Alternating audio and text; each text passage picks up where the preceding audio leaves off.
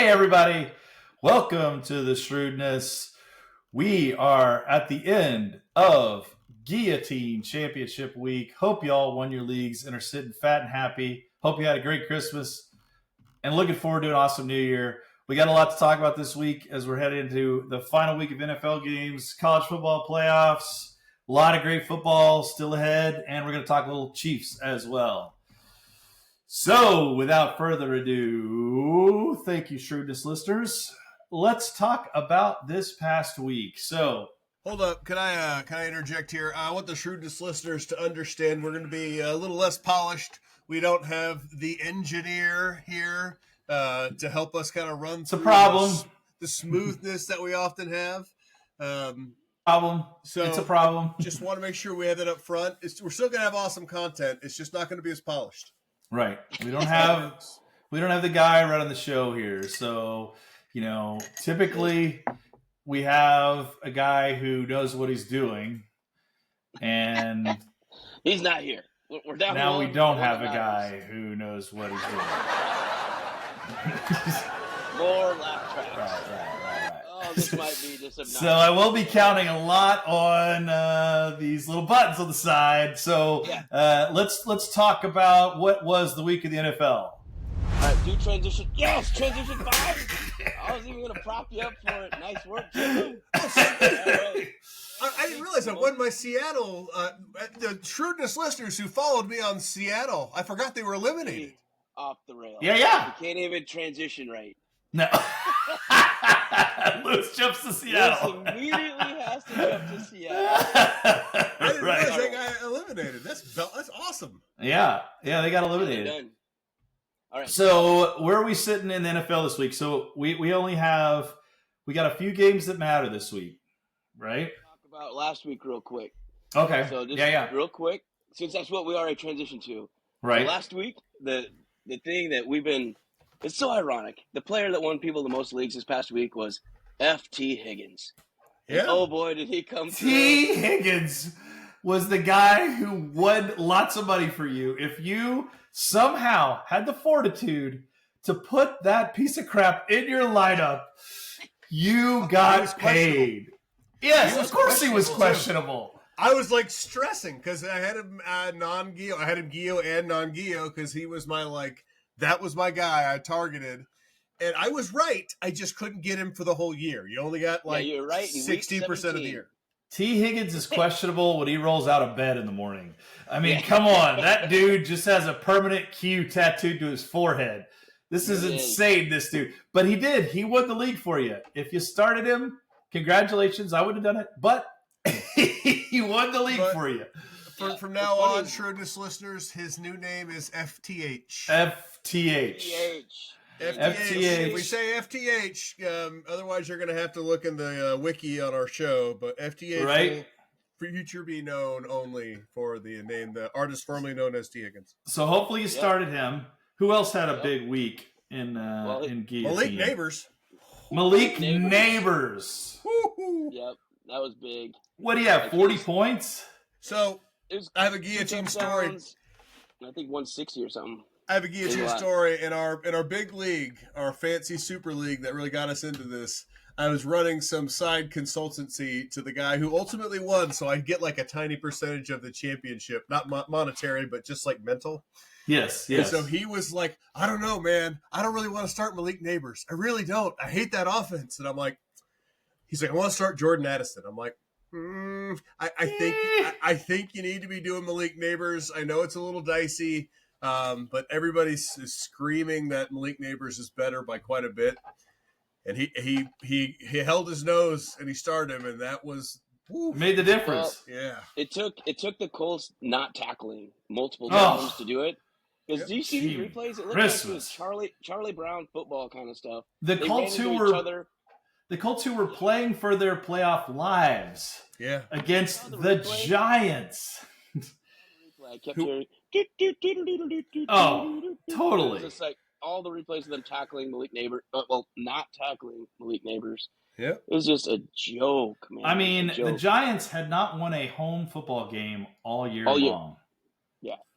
And you got a team coming in, playing. Granted, they had to go with Flacco, But hold the team on. that Hold up, I also got to point out something awesome. The favorites were 14-1. The favorites this last weekend were 14-1. Which one favorite did we take? My pick. That's right. the Colts. 14-1. You could throw a dart and have picked a favorite and won this weekend, and we somehow picked none. We picked none of those. Now, if you followed us for the midweek picks, we got 3 or 4, right? Yep. I picked 2. I wasn't here, but I picked 2. Ironically, yeah, that's right. You picked 2, and then we're not talking about Sunday, but hopefully you faded us on Sunday, and you did really well. We had another offer. That was crazy. Roughest year we have had in picking in multiple years. But I will say part of this is that the NFL has gotten wonkier. Yeah, it is not the same game with. It's just like we were watching, and we couldn't believe in that Denver Bengals game because we had Cincinnati minus, right? And we were like, well, there's no way Denver's not just going to try to end the game and just go for 2. Right. And they even held up 2 fingers. And so I was sure they were going for 2. And then they kicked the extra point, so you had that potential for a miracle cover or at least a push. Right. And then if anybody watches, we missed the push and won the cover. It was the craziest thing. Won the cover. The you know what, though? I didn't understand at the time, but then I realized why they did it. Yeah. Because the tie was just as good to Denver as a win. It was so they were playing percentages, what was which not I a understand. Smart play was the plays they called in overtime. Really weird. And I was happy.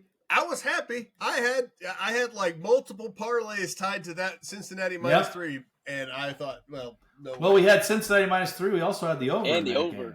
So we got both of those. We couldn't have gotten the over. That was the other crazy part. We couldn't have gotten the over unless it went to overtime, and then it went to overtime, and then we got the cover. I'm sorry. We have to recount one of the coolest gambling covers. That was one of the best gambling covers we've had in a long time, and we needed it this year. Backdoor 2. We needed it this year. But yeah, guys, it's so weird in Guillotine. That's why we say, if you get to the Final Four, that's your goal. If you get to the Final Four, then it's just a coin toss because you just don't know. You don't know. You could have, in my league, I happen to not start Ladd McConkey. Ladd McConkey put up a 30 spot. Kind of a must start, but but do you start Ladd McConkey over Jamar Chase, Justin Jefferson, Amon-Ra St. Brown? Probably not. The 4th spot though. And then Jonathan Taylor, who had a big game. Yeah, well, that's not bad. So, but you got guys on your bench because you got all-star teams at this point in Guillotine. Yep. You got guys on the bench who could explode for you, and you got to sit them. I also sat Brian Thomas, who had another big game. So, you just don't know at this stage of the game. So, if you lost in your finals, don't feel too bad. You did great to get to the finals. It really is a coin toss and matchups, stuff you can't count on at this point in the season, right? Yep. So, Lady Luck. Don't know. I'm currently in the finals of our Guillotine in one of my Guillotine leagues. I got 2 Lions playing who could be benched at any time, and they could lose me the game. So, the week could be lost because of the whole NFL playoffs piece of it. But, you get to this stage, you've done a great job, right? You should feel good about your season. And also, I want to call out for the Guillotine listeners out there. I was happy that one Trey McBride finally caught a touchdown pass. Yay, Trey McBride. He finally caught a touchdown pass. One of the best tight ends this year had not caught a touchdown pass, and he finally got his touchdown this week. So congratulations, Trey McBride.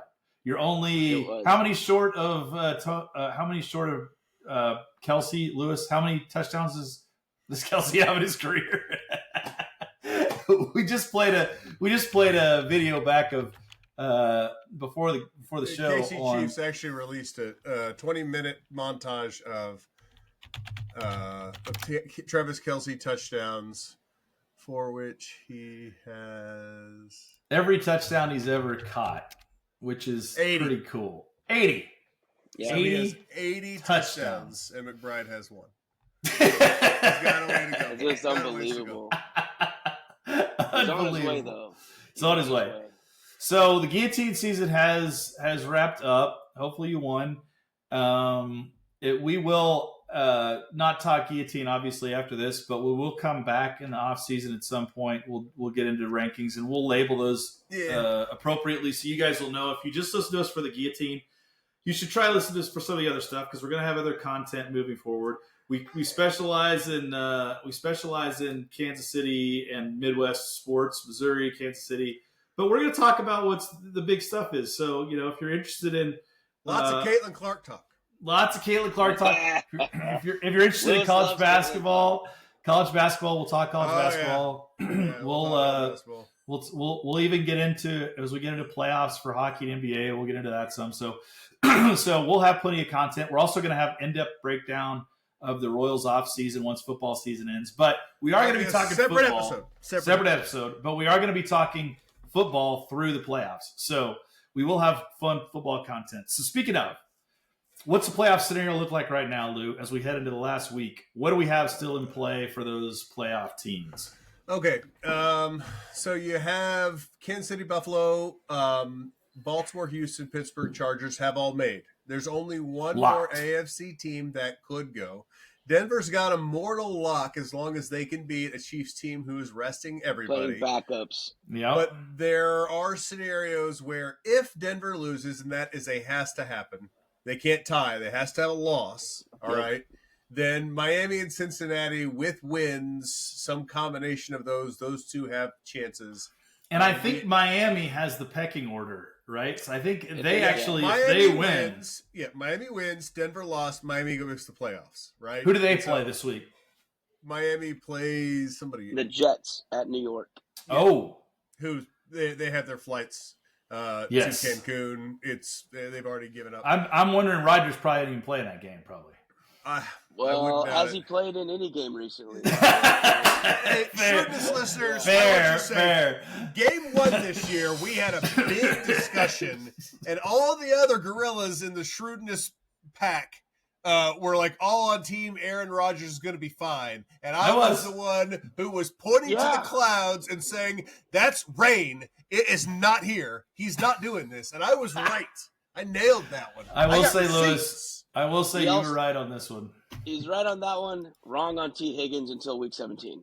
Yes. But I will say, Roger, so speaking of, you guys think he comes back next year? Well, he's got a contract that says he will. They're going to cut. They're going to cut him after the. That's the problem, is that they can't cut him. They were talking about it on the broadcast of all things. It was weird. They cannot cut him until after the June 1st or whatever. There's some date where they can save a little bit of money. They're going to cut him. That is going to happen. He's been critical of the owner, who's kind of a weird He's horrible. Owner. He's horrible. He's been critical of him and his COVID shots and all that. I promise you, he's gone. Yeah. But does he do a Russell Wilson, try to get one last year in the can? I don't know. Go to a contender. I feel like this was his last year. I don't think so. I think somebody else will sign him for nothing, and he'll try with one more. If you had to pick, what do you guys think? One more Brett Favre Vikings. If you guys had to pick, where would you put him? Raiders is a great one, Dex. That's a great pick. Yeah. I think it's just the land of misfit toys, and that's a misfit toy. Okay, I can tell you. Okay, it's not going to be New England. No. Tennessee, I don't think he'll go to Tennessee. No, they're not going to win. I don't think he'll go to Cleveland. He's not going to Jacksonville. I don't think he would go to the Raiders because they don't have enough talent to win, right? Well, Devontae would just go back all of a sudden. Yeah, it's not the Jets. The question I would have is, would he consider Indianapolis? Indianapolis is a good spot. They want Richardson, though. They want him to be the guy. Yeah, they do. I, as somebody who was very clearly watching, that guy cannot stay on the field. Yeah. They have to. That was the fear of him. That was the fear drafting him, was that he was going to be injury prone. I mean, theoretically, Pittsburgh, I could see Pittsburgh rolling the dice again on another, they've got an infrastructure. I could see that one. I could see Pittsburgh. That's the AFC options. The NFC... Yeah, there's not much there. I just looked at the NFC. It ain't gonna be the Giants. It ain't gonna be Carolina. It ain't gonna be Chicago. It's a New Orleans move. It is such a New Orleans move. But would he go? Yeah, would he go a there? couple years ago, I don't think so. It's not going to be San Francisco. It's not going to be Arizona. It's not going to be Dallas. It's not going to be Atlanta. Oh, God. I could see Seattle. Yeah. Because he's a West Coast guy. All right. And you got Lockett, and you got your favorite. Probably not going to be there, but Metcalf. And Metcalf. You got Njigba and Metcalf. You've got good running backs. They have talent. They have a relatively reasonable division that could be won. That is a prime spot for him that I could see. And they could fall in love with Geno. He did not play well this year. No, he didn't. No. He's not the guy. I don't know what the contracts are for all those teams. Like, do you know how much time do you have left? San Fran, Brock Purdy's a free agent this year, right? No, but here's the deal, Dex. He would be cut, and if he signs with a team, it's going to be a Russell Wilson deal. He can play for $1 million, and the Jets have to pay his salary. Pay for everything else, Right. So you can get him cheap if he wants to play, and I've listed the potential teams. No playoff team is going to want him. I think Minnesota re-signs Rudy, and I'm sorry, Rudy's probably good enough, man. If they don't sign him, someone's going to give him so much money because we looked at all the quarterbacks. He's at least a top 15 quarterback. He might be a top 12 quarterback. Yeah. So the Minnesota chatter is more they'd like to franchise him and then just get at least another year, and then that gives J.J. McCarthy a year to actually practice and learn instead of just watch TV because he hasn't been able to do anything. That's true. It'd be nice to have him kind of not have to like, hey, you are now a quarterback after watching TV and sitting on the sidelines to actively get practice. I think that would be a great move. And it's not going to hurt his stock. Of all those that you mentioned, I think Seattle. It would really make sense if they decide, hey, we've got enough infrastructure. Because they're a fringe playoff team. Yeah, they barely got eliminated. So they're a piece or two away, right? And that's what you look for if you're Aaron Rodgers, a piece or two away. He thinks he's the piece of quarterback. They get a few defensive players, and he goes back to the West Coast. And that division is very winnable. Very wide open. Yeah, so here's my question, though. Is that even an upgrade over Geno? I don't know. Part of that's going to be Seattle's decision at that point. I don't know. The question is, does it matter? So here's what I think I saw with Aaron Rodgers. The deal with Aaron Rodgers is he's 40 years old. And 41. You saw he actually 41. 41. He just turned 41. You saw a guy coming off an Achilles injury at 41. He could not move. It was very clear he could not move. Nope. So not like he used to. Does he get any more mobility back a year out from that Achilles injury? I don't know. If he doesn't, it's real tough for me to see him being effective. He can still throw the ball, but in today's NFL, you got to avoid a pass rush a little. But even in throws, he's late. He's not on time. He's not as accurate. They're not as hard. I mean, some of the picks yesterday were just late and slow. Right. Like, so do you want to roll the dice with this guy? Especially because we all know he's a cancer when things go south. So when things go south, he just burns the place down. I get it. But here's the only other thing is, as who would have ever thought he is cheaper than Geno Smith? I mean, in that case, I don't know why you wouldn't. You know? If it is, and I don't know my NFL contracts. We have a lawyer here who probably would know better about contract law. But I don't know contracts. But if it is like we have with Russell Wilson getting to play for the minimum and the Broncos paying his salary, and it's that cheap, I don't know why. I mean, it's not like Geno Smith. They know Geno Smith isn't going to really be the answer. No. And after a year, he's definitely not going to be an answer. So. Geno's a great backup quarterback. Yeah. You want him as your backup quarterback. He can come in and they can cut him and save money and get a cheaper backup quarterback. I can't imagine they signed him to a long deal, though. It was like Geno can't be a long deal, right? You don't wrap up Geno Smith. So I imagine they've probably got some flexibility there. So, that's our pick if you want to try to gamble as to where he'll be. Yeah, I like that pick. So what about so we talked about AFC playoff scenarios. It's probably going to be who do we think's first? Let's the three of us say who do we think's coming as the last spot in the AFC. Okay, my prediction. No, it's not guess. It's everybody's got to predict. Yeah. it's going to be Cincinnati.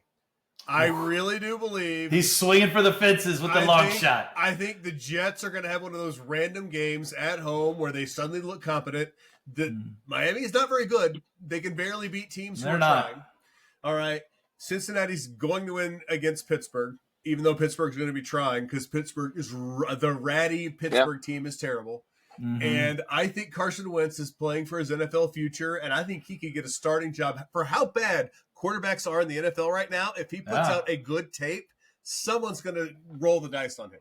Well, back to what we were just talking about. Would you rather have Carson Wentz or Geno Smith? I'd rather have Carson Wentz. I'd rather have Carson Wentz. He is younger. He's got more still potential. He has shown some degree of flash. The guy was going to win the MVP before he got hurt the year they won the Super Bowl. So I think that Denver is not good. I really think that they have not beaten a good team like all year. So you think the Chiefs pull the upset? Yeah, and the Jets pull the upset. And is the Bengals game, is it at Cincinnati or is it at Pittsburgh? At Pittsburgh for that game. So you got to win at Pittsburgh. That's a tough thing to do. I know the Chiefs just did it, but Chiefs are better. Is it really that tough? Because that was a not competitive game. The Chiefs just boat race. Look, I'm sorry. I had being objective here. No. But you know what's funny? I think that another thing that helped the Chiefs is that they played so many wonky games and times and schedules and days. Yep. It probably didn't affect them as much as Pittsburgh. Totally. Predominantly normal times. Totally. Every day of the week. So, we played on every day of the week but Tuesday, right? Yep. So, right. before we transition into the Chiefs, because we're talking about Chiefs. I'm going to place it. I'm placing it now. What is the parlay bet? Anybody want to guess the odds? Yeah, what's the payout on it? The exact parlay bet for 1,200. Cincinnati makes the playoff. Close. 1,200. Very close. Dexter, guess? I don't know. I'd probably be around 8 or 9. Because the thing is, not to me. 1508. Okay. 1508 for Cincinnati to make the playoffs. The Chiefs are the biggest game on there, aren't they? And they're they're plus 350. With their backups. That's a huge. That's where it all came from. That's a huge. Place it right now. That's a single unit place. Right. But I actually had placed on the what day was that? The 26th of December. I took Cincinnati. I've got that. Yeah, I had 19-1. So I got plus 1,800 a couple weeks ago. It's actually really close still. So Dex, who are you picking? So Lewis has got the Bengals. I think it's going to happen. I just placed it. Of those three teams, for the last one, last spot: Denver, Cincinnati, or Miami. I think Denver is. So Denver takes care of business. They don't have to take care of business. It's just that if Miami loses and if Pittsburgh wins, I mean, they just have to. Yeah, if everyone loses, Denver's in. Correct. Yeah, they win. They win the battle of attrition. Right. Like Pittsburgh is going to play their division opponent hard. What does Pittsburgh have? Does Pittsburgh have anything to play for? They are still playing actually 2 seed. Can they improve their seed? It's they and the Ravens. I'll pull it up. I had it up just a second. I was like, so they're the number one wild card right now, as it stands. So Pittsburgh's number 1, Chargers 2, Broncos 3. Baltimore and Pittsburgh. So if Baltimore wins, they win. Right. Yep. If Pittsburgh wins and Baltimore loses, but if Baltimore loses and Pittsburgh wins, Pittsburgh can still win the AFC North. And the game is on Saturday, so Pittsburgh will not know if the results of Baltimore. They cannot. Okay. So they're going to play hard. They're playing hard. Pittsburgh's going to play their butts off. But at Pittsburgh, Cincinnati is still favored. Wow. What's the line? -1.5. Point and a half. Wow. So everybody's saying that they're 4.5 points better right now. Yeah. Even with that trash defense, that's saying a lot. Yeah. Because their defense is like the three of us. And I mean, it's a bad defense. What's funny is even down the stretch, they haven't really been playing better. I mean, no, it's the same. 24 plus. They're scoring 50 points and giving up 51. Yeah, I'll bring it up. And everybody's been saying it. I'll say it here too. Man, Cincinnati's been living on that one win 2 years ago Oh, in totally. the playoffs. Oh, yeah. They beat the Chiefs one time in the playoffs 2 years ago, and Right. suddenly it's like, oh yeah, we're awesome. We can always beat the Chiefs. Meanwhile, they haven't beaten the Chiefs in the last 3 times. And I will say this. As Nick Wright said this week, I am not afraid of the Bengals. There, I said it. I'm not, because if Patrick Mahomes sees that defense, like, they're not going to stop the Chiefs one time. Not one time they're going to stop them. So they have to be perfect in that game on offense. And do I think they can be perfect against our defense? No, I don't. No. So that's the thing. I'm not afraid of the Bengals. I would love to see the Bengals get in, because number one, it crushes Denver, and I always love to crush Denver. It's the team I hate the most in the NFL. So that's one. And number two, I would love for the freaking Bills to have to play the Bengals in the first round. I would love to see that. That would be a good game. I mean, it would be entertaining, number one. I mean, it's super. The NFL reseeds, right? Yes, they reseed. So after there is no scenario where the Chiefs play the Bills until if they both win. If they both win, they play for who goes to the Super Bowl. AFC Championship. There's no way. There's no other solution. So that's right. Nope. They always will be on opposite sides of the bracket. So and in theory, the Ravens will have to play the Bills to play us.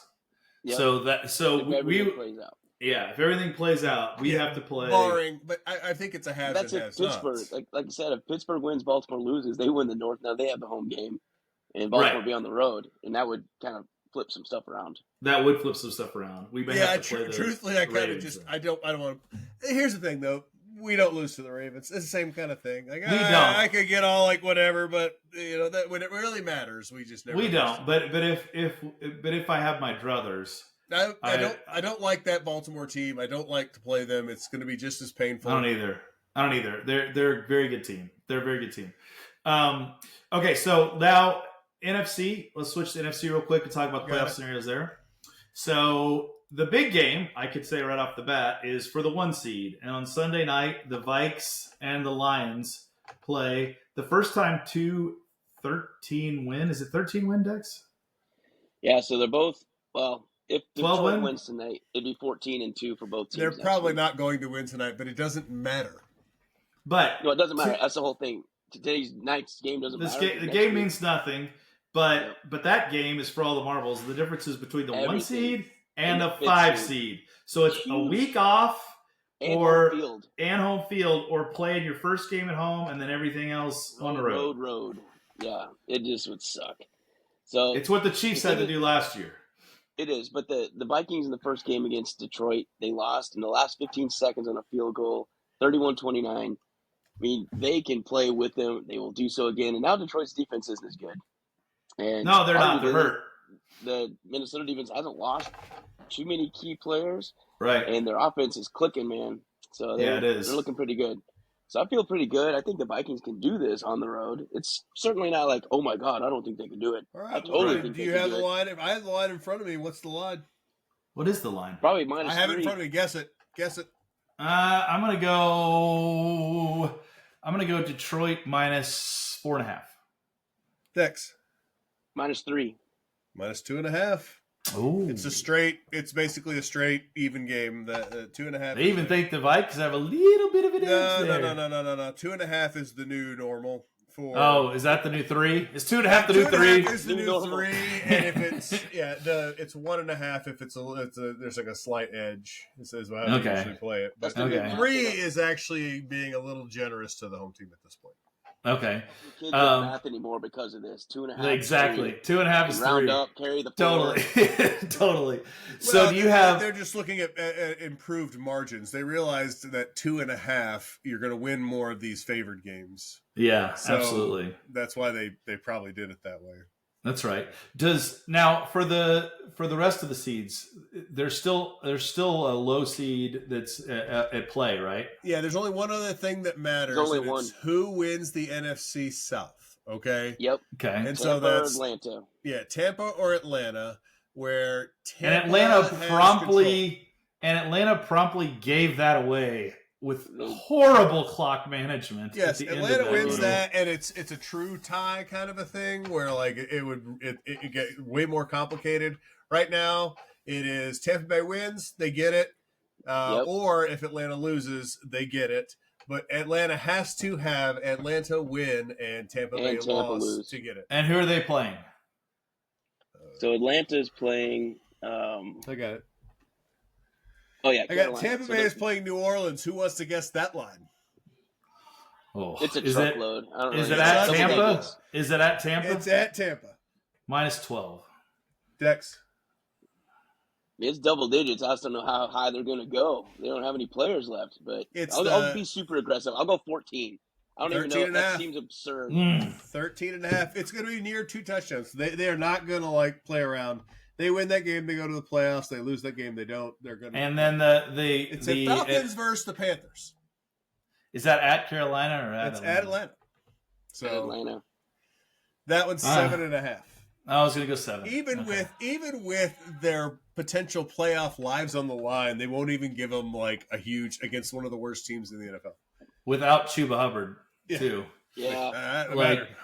Like that is a so it's a what's the bet, Lewis? What's the bet for Atlanta to make the playoffs? What's the odds on that then? Okay, so for Atlanta to make playoffs, you have to have exactly a 2-game parlay. Massive. And you would have to have the Saints win, correct? Yes. At plus 13.5 points. The problem is, and the Falcons win is -450. Right. So that number is plus 743, a 2-leg parlay. Okay. Not worth it. Okay. Yes, definitely not worth it. This is not good. Because you got a rookie quarterback who, granted, Penix looks pretty good so far. He's looked like a decent quarterback. Yep. But I can't see any scenario that the Tampa Bay Buccaneers lose that game. If they lose to the Saints, something mammoth happened. Baker injury. If Trask has to play, that is the scenario. You are basically betting on a Baker injury because Trask is terrible. He is terrible. And it is entirely possible that random things could happen if that happens. If that happens, Lou, I think the running. Yeah, even then, just give it to Bucky and Irving, and just even crossing routes with Evans. Just throw jump balls out. Yeah, you got Evans. Like, dude, I can throw to Evans. That dude's amazing. He is so ridiculous. Every time I watch him, I'm like, really? Okay. He makes things look so easy. Followed fantasy football this year. The difference between Evans and Higgins are TFH. It's identical. They're the same player this year. True. Mike Evans sat for like 6 weeks, right, in the middle of the season, just like TFH, and then they both came back for the fantasy playoffs and killed everybody. Yeah, it was hilarious. The only difference is Evans doesn't do this on the regular. Evans usually plays all the time. Like that dude's super durable. So like he is the Hall of Famer and an incredible receiver. He's definitely Hall of Famer. And we know who made Johnny Manziel. It's Mike Evans. Because we all thought it was Johnny Manziel. It was Mike Evans at Texas A&M. So that's the playoffs. Let's talk about the Chiefs heading into the playoffs. So we just played the Pittsburgh Steelers, and as Lewis said, promptly boat raced them. I mean, not competitive at all. What do you guys think? Actual pick. I have receipts. What do you guys think? Best complete game the Chiefs have played all season? I think hands down, because given the location, the team, the caliber, and just kind of what we've seen, that's 3 weeks in a row, though. The Chiefs have now pretty much beat the tar out of the other team. I understand Houston was an 8-point win, but that wasn't competitive either.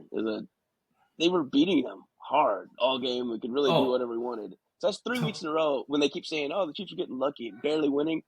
Not the last month, man. We've been trucking people. And this is a typical Andy Reid team. This is still say that they were not even playing to what their potential really could be. I agree. They had meat on that bone, man. Yeah, we didn't do a lot of like deep balls. There was not the running game is gone. Running game was eh. Sorry. Pat on the deep ball, it's just not there right now. And if it gets there in the playoffs, this is it will be. If he gets there in the playoffs, this playoffs will be the most uninteresting for the rest of America, frustrating situation. Because if he is throwing to Hollywood Brown, Xavier Worthy, and DeAndre Hopkins 50-yard bombs that he's putting on a dime like Josh Allen has been doing, it's over. No one's playing with them. Because, hey, here's a secret. I know that Buffalo didn't allow a lot of points until the second half against the Jets. But I watched that game because I have reasons. And that defense was not good. It was a whole bunch of going for it on fourth downs and crappy turnovers and questionable punts. Why are you punting there? Right. You're not going to win if you punt there, and they didn't care. And it's a lot of really, really, really bad play from Aaron Rodgers. Yeah.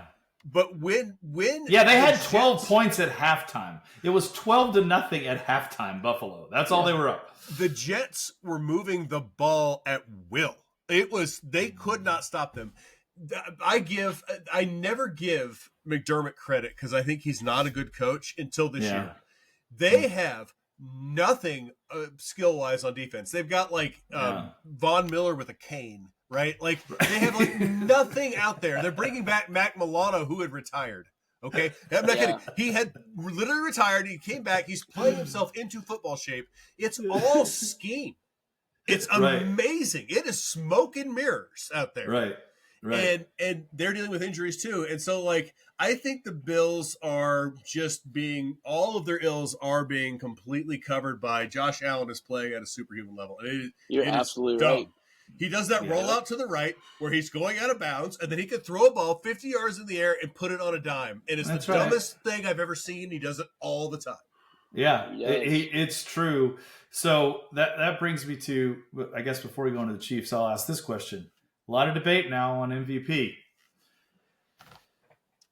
Josh Allen versus Lamar Jackson versus Saquon Barkley. I'm going to throw those three out there. Honestly, what do you guys think? We can just, this is a Shrewdness podcast. You're wrong. You have to at least say Patrick Mahomes. God bless you. Okay, you have to at least say his name in the conversation. I know he's not going to win with a 16-1 team, right? I know. It's insane. He's been amazing. Is any other team going to be 8-8 with no? But whatever, fine. He's not going to win it because his numbers aren't the numbers. But I don't think I don't think you can look at this as a numbers game. You have a better record, even though they played head to head, and you have the caliber and things that he did. The Chiefs game that he won, won that game. I mean, I know it's a team game, but he beat the Chiefs. Yeah, and that was a higher leverage game than any game that Baltimore's played this year. Full stop. Right? Yeah. It was history. Josh Allen beats the Chiefs, or they have an undefeated season. Right. Because they would have gone for the win if they had beaten Josh Allen. Oh, yeah. So I think that, yes, the numbers favor, and you throw Saquon back out. He's not getting it. That is not happening. Okay? 2,000 yards. Here's the deal. If you beat Eric Dickerson's record, how can you not even be mentioned? You got 200 yards. It's a quarterback award. It's a quarterback award. It's not happening. It's not happening, John. I agree with you, Lewis. I agree with you. I think it sucks, though, because Saquon has made. Honestly, I think the Eagles are the Eagles because of Saquon this year. I don't think that they're near what they are without him. I don't disagree with you, but I'm telling you how it is voted on. I agree. I don't want to get caught up in weird arguments that may or may not have happened on the Shrewdness Slack over the last week, right? But it's not what we think, all right? It's what actually happens, all right? Yeah. Coaches sometimes give up, all right? Right. No matter what we bet, sometimes the coaches give up.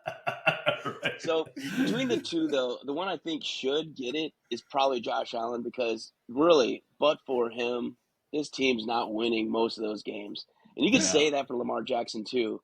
And here's the thing for Lamar is his stats are better this year than his two previous MVPs. His stats are way better than Josh Allen's. They are. They're way better than Josh Allen's.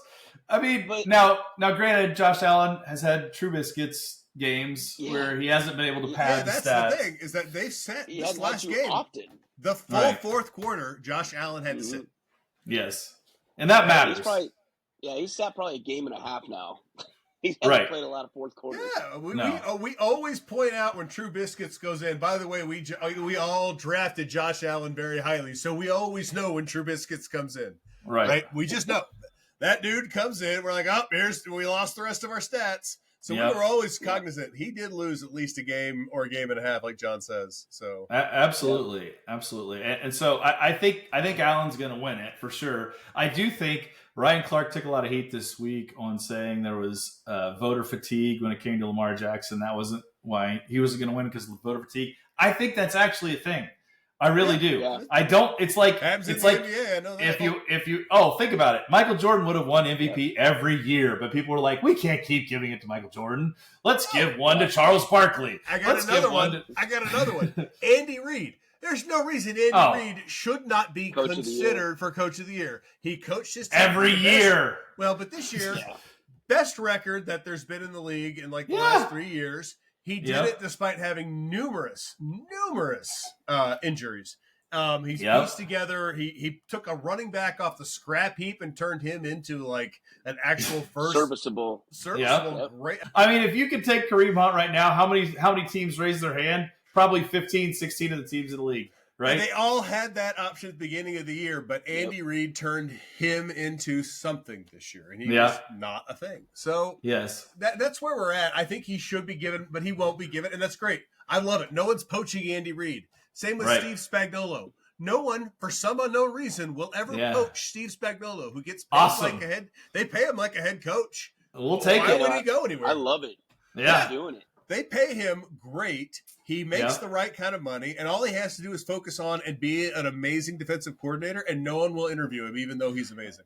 And his job security is way higher than if he went and took the Jets job. For the Coach of the Year, and it's not just Homer bias, so shut up, Lou. It's not. But Kevin O'Connell taking the team that was supposed to be fourth in the division with 4 wins as the over-under to a 14-2, potentially 15-2 number one seed. Yeah. You definitely got to give him his definitely got to give him his props. You don't think he deserves it?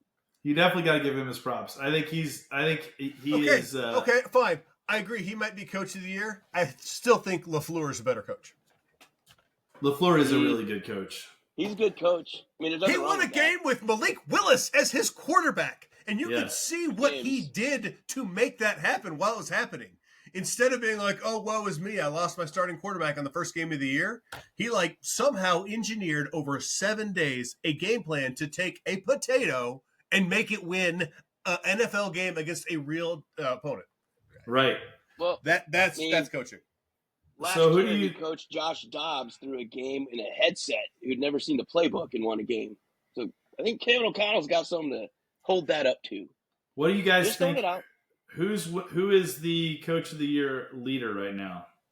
I'll tell you. Don't look it up. Don't look it up. I'll tell you.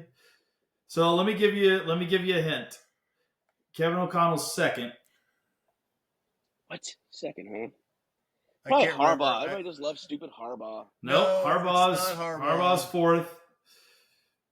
It's not McDermott. I heard this on a podcast. I'm trying to remember who. And it's not close, by the way. It's not close. He's the Redskins. Dan Quinn. Dan Quinn is the runaway lead horse for Coach of the Year. I mean, it does make sense. Plus 180 right now, if you want to bet Dan Quinn. Kevin O'Connell plus 500. And he's second. So this is a runaway. KOC, now I will say this. I mean, if you get to wait. I think I'm wrong. That was opening odds. I'm wrong.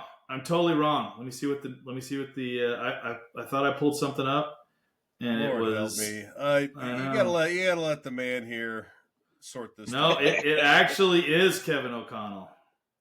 Is the lead? Is the lead dog. There we go. Maybe there's some justice in this. Minus 250 right now. Woo, Kevin O'Connell is and you know who's second? I do now. Dan Campbell. I had to look it up because you were jacking stuff up. Dan Campbell may be the worst coach in my mind. I swear that guys.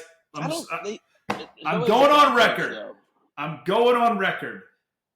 The Lions do not make the Super Bowl.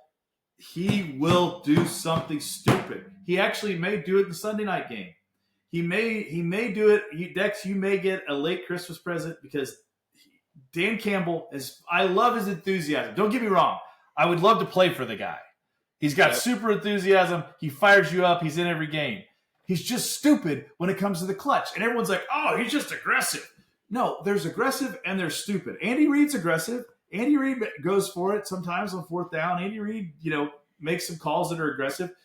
But he's not stupid. And Dan Campbell does stupid stuff. And you can't, in the NFL, this is your margin. Even the Chiefs, this is your margin. Yep. It's this thin. One play. Do you know what else is a margin that's that thin? That's somebody who didn't look. You can actually just take the Bengals to make the playoffs at 1,600, but the 3-game parlay that I took for a unit was 1,508. Wow. Who needs the extra unit? You don't need the extra unit. It doesn't make any sense that they wouldn't be equivalent. I didn't even think to look. But it doesn't. It's probably more fun your way. It's more fun your way. It's more fun. But the irony is, if you just make the playoffs right now on it's FanDuel, 16. Sponsored by FanDuel. FanDuel. We love FanDuel. If you don't have it. So Chiefs rounding into form. We feel good about them. I think things are looking good there. Let's talk picks. So heading into this week now, caveat. If you've been on week 18 in the NFL, you have a gambling problem. You do. Right? And we all clearly do, because we will bet on week 18 in the NFL. I think you get a good game with the Vikings and Lions. I think you get a good game with the Steelers and the Bengals. You're going to have people who are trying in those games. Okay? Yes. Yep. You definitely will have people trying. After that, everything else is dicey as to what. You will have people trying in a Miami game, at least one side. I think Bears Packers will have effort because they just can't stand losing. They hate each other for like 5 straight seasons of 0 wins. And the thing is, they hire the Bears coach and the Packers coach on beating each other. Yeah. And that's true. So far, I get it. And these things happen every year, that you're going to have a surprise. I think one of the things, though, I think the surprise is the Chiefs. Like, if you want that, take the money line Chiefs, because I think if there's going to be a surprise, it's going to be the Chiefs beating the Broncos. Because I really think that is most likely to happen. I love that the Dolphins put out there, hey, Chiefs fans, do you remember what happened a couple of years ago? Do you remember? Did they really? Yeah, they're like, you owe us. When the Dolphins beat the Patriots and gave the Chiefs the number 1 overall seed in that crazy, weird final game of the season that shouldn't have mattered, and the Dolphins weren't playing for anything, but they, on the last second, they beat the Patriots. They gave the Chiefs home field throughout. Wow, I do remember that now. So, I do, yeah. So these are tough. These are tough games to pick for sure. So, Lewis, do you want to lead us off? It sounded like you had a pick there. I did. It sounded like in that noise that you had there was Lions minus 2.5. I love your pick, Lewis. I love your pick. So these lines are huge. Dexter, do you have a pick that you would like to place? Well, it kind of goes against what I was already saying, but I think Cincinnati just has too much offense to really lose to Pittsburgh, despite being at Pittsburgh. Yeah. So I'm going to go Cincy minus 1.5, but I just think they're peaking at the right time, and I think they're going to outscore. It's not going to be because the defense holds. Okay, Pittsburgh. Now you're the one who's being the Mr. Dex Hex is going after my, like, I just place a parlay bet trying to get Cincinnati. Dex is going for my wallet. I go for his soul. He goes for my wallet. Soul. This is.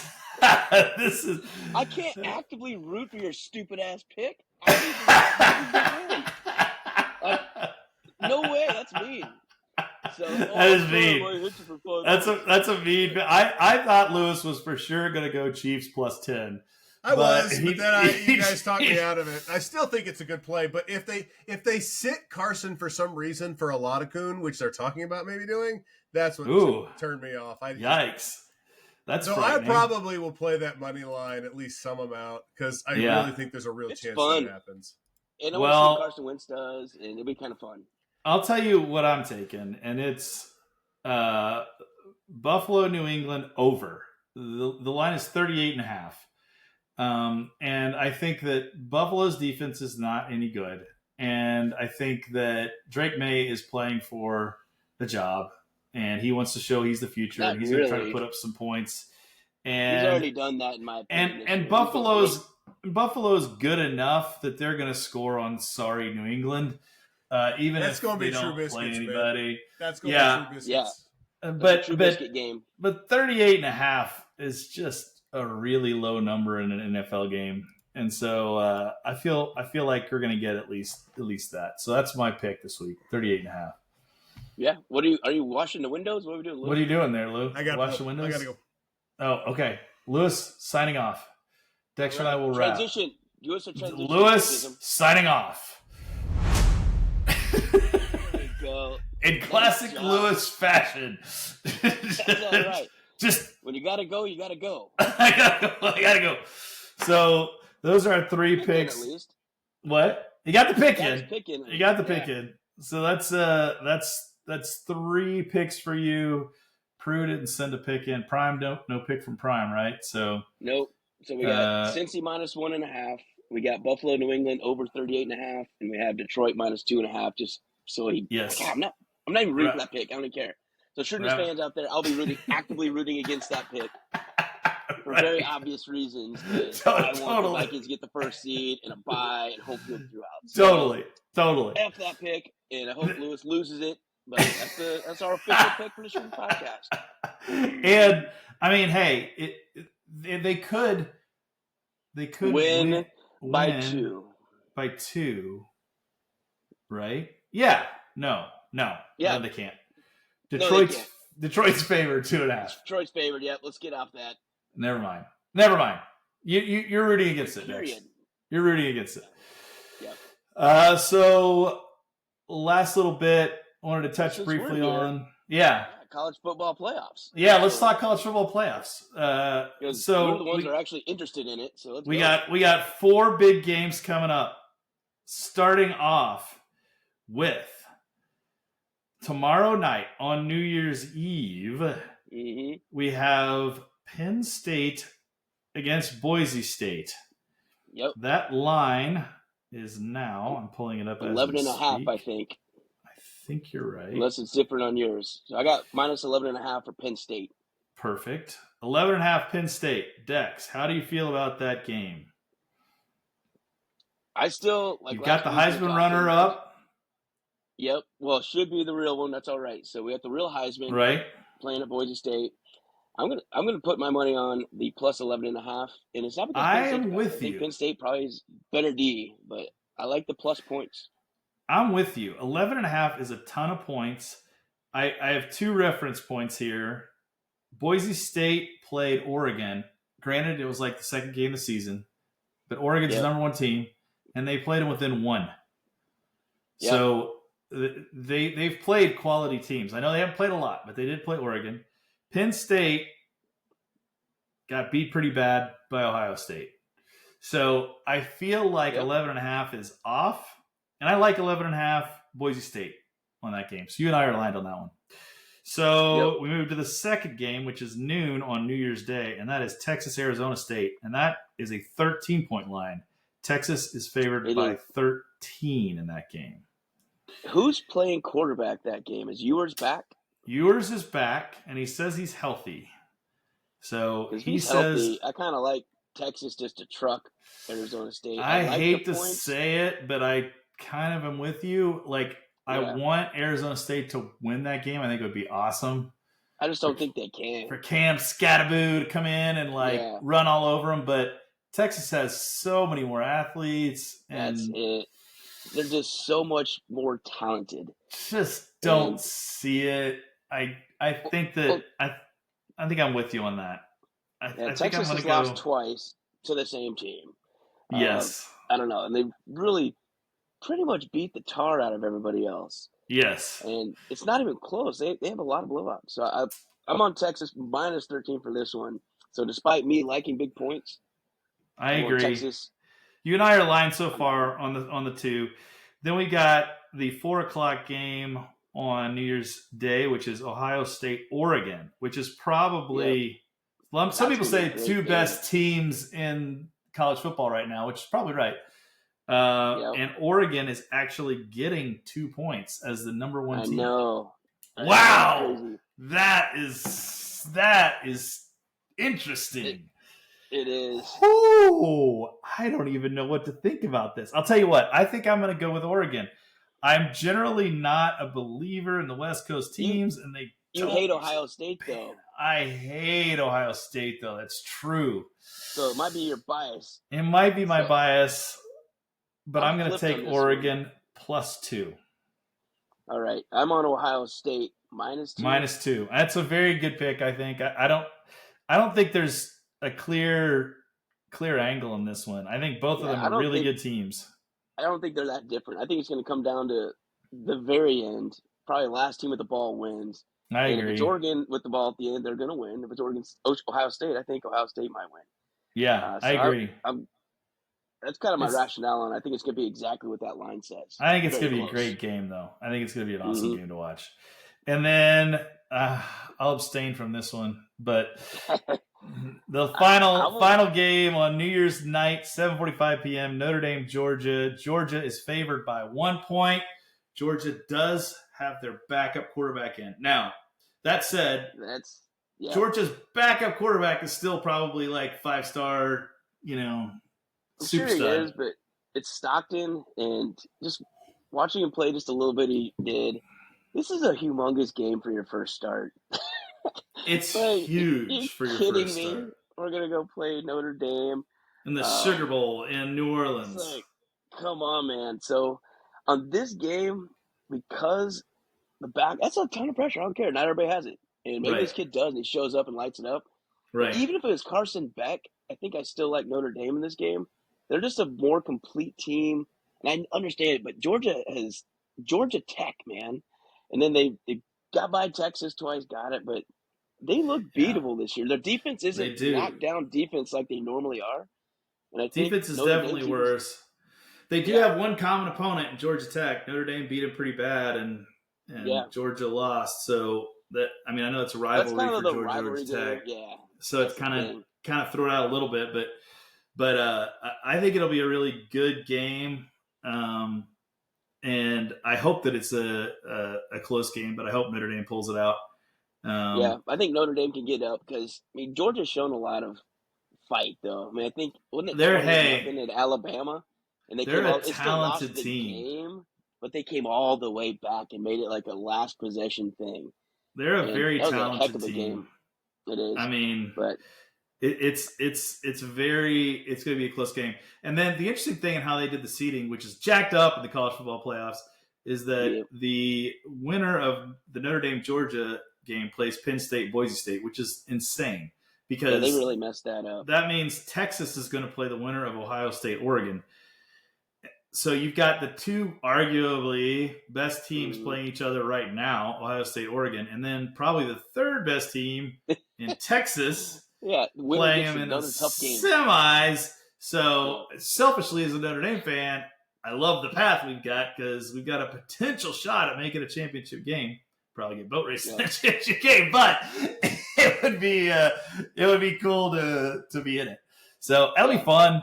And if nothing else, there's a lot of guys who are potential Guillotine stars playing this weekend in those college football games. So absolutely, you're gonna see a lot of guys. If you want to get a jump on next year's draft, you're gonna have plenty of rookies that'll be coming out. Carson Beck just declared actually for the draft, so he's gonna be going. Ashton Genty, lots of big names in those. So I think it'll be fun to watch. If nothing else, even if you're not a college football fan, it's fun to watch for the prospects of the new guys. And Dylan Gabriel for Oregon. Oh, he's a stud. And what's the running back? James, right? Yeah, yeah, he's awesome. there's a lot of talent on these teams, and Texas is just loaded with them. There'll be 3 or 4 first round picks coming out of Texas. So you got a lot to watch for in those games. So it should be fun college football weekend. It's gonna be a fun weekend in period because you got college football for the next 2 games for the next 2 days, and then rolling right into Saturday, Sunday NFL games. We got Saturday and Sunday this week. Yep. So and for some of these teams, the playoffs start this week. Absolutely. So absolutely. What's up? Tampa Bay starts now. Atlanta starts now. If you're gonna. That's right. That's right. This is it. Winter, you're done.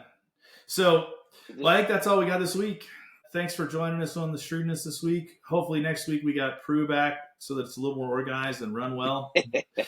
And we'll be talking about the first round of the playoffs. We're talking about doing a playoff guillotine team, so you guys may have some interesting content there if you want to follow along with that. And then we'll be talking about the Chiefs for sure as we make a run for 3. The 3-peat is within reach. 3-peat. All right. Happy holidays, everybody. Happy New Year. See you next time.